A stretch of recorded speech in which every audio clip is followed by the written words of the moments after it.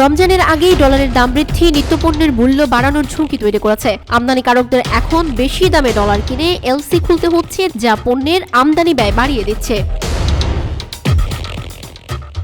November পর্যন্ত আমদানির LC খোলার পরিমাণ কমেছে, যার ফলে রমজান উপলক্ষে পণ্যের সরবরাহে ঘাটতি দেখা দিতে পারে। বিশেষ করে ভোজ্য তেল ও ছোলার সরবরাহ সংকট ভোক্তাদের মধ্যে উদ্বেগ সৃষ্টি করেছে। বাংলাদেশ ব্যাংকের তথ্য অনুযায়ী চলতি 2024-25 অর্থ বছরের প্রথম 4 মাসে ভোগ্যপণ্য আমদানির এলসি খোলা আগের বছরের তুলনায় 3% কমেছে।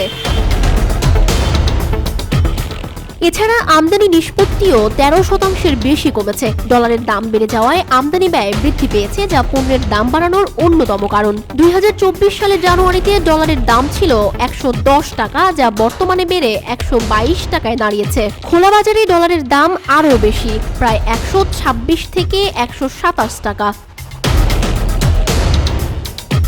রমজানে ছোলা, খেজুর, ডাল, পেঁয়াজ, চিনি ও ভোজ্য তেলের মতো পণ্যের চাহিদা বাড়লেও আমদানি কমে যাওয়ায় সরবরাহে ঘাটতি দেখা দিতে পারে। এ পরিস্থিতিতে ভোক্তাদের উপর বাড়তি দামের চাপ পড়ার আশঙ্কা তৈরি হয়েছে। ব্যবসায়ীরা যদিও শুল্ক ছাড় ও আমদানি স্বাভাবিক থাকার কথা বলছেন, তবুও ভোক্তারা আশ্বস্ত হচ্ছেন না। ডলারের দাম বৃদ্ধি ও আমদানি সংকট রমজানে পণ্যের মূল্য স্থিতিশীল রাখাকে চ্যালেঞ্জের মুখে ফেলেছে। সানজিদা আফরিন, সোনিয়া, রূপালী বাংলাদেশ।